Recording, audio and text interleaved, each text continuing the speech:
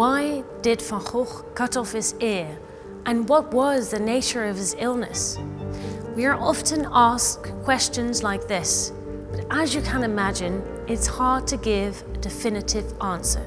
In the fall of 1888, Vincent van Gogh was living and working with the artist Paul Gauguin in the Yellow House in Arles in the south of France. Late in the evening of Sunday, the 23rd of December, the two artists had a blazing row. During an attack, Vincent cut off his left ear. He wrapped it in a piece of paper and presented it to a prostitute at a local brothel. The next morning, police found Vincent at home and took him to hospital. A young doctor called Felix Ray treated Vincent and confirmed he had cut off his whole left ear.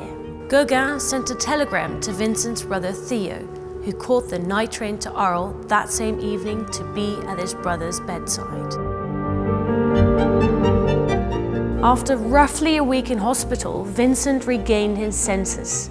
He recalled little of what had happened, and more than anything, he just wanted to forget about his illness.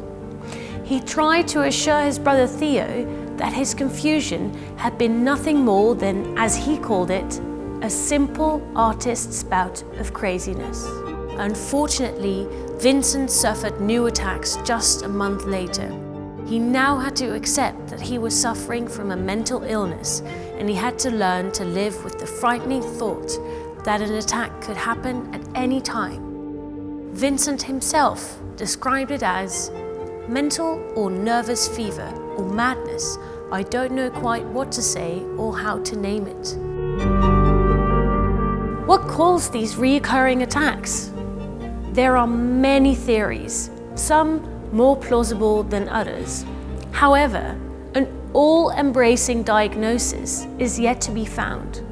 Eyewitness accounts from the time are the best way of understanding Vincent's illness. When he cut off his ear, Vincent had been living and working in the Yellow House with Paul Gauguin for just over 2 months. By inviting Gauguin to work with him, he had set the bar extraordinarily high.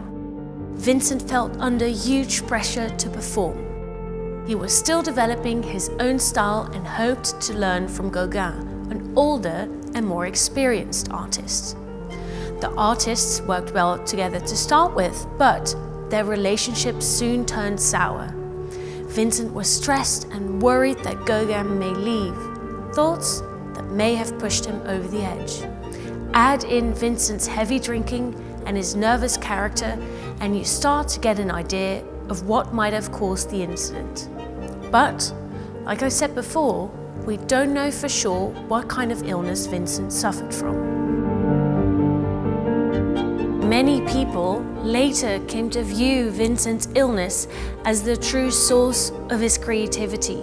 However, the only time he actually painted while suffering one of his attacks was a period in the early spring of 1890.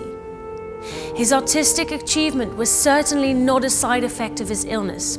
It was rooted in the skills of his craft, which he worked hard to develop. He wrote, "The best consolation, if not the only remedy, is, it still seems to me, profound friendships." He clung to Theo's letters and threw himself into his work. Despite his inner despair, Vincent wanted to go on living and was deeply motivated to keep working.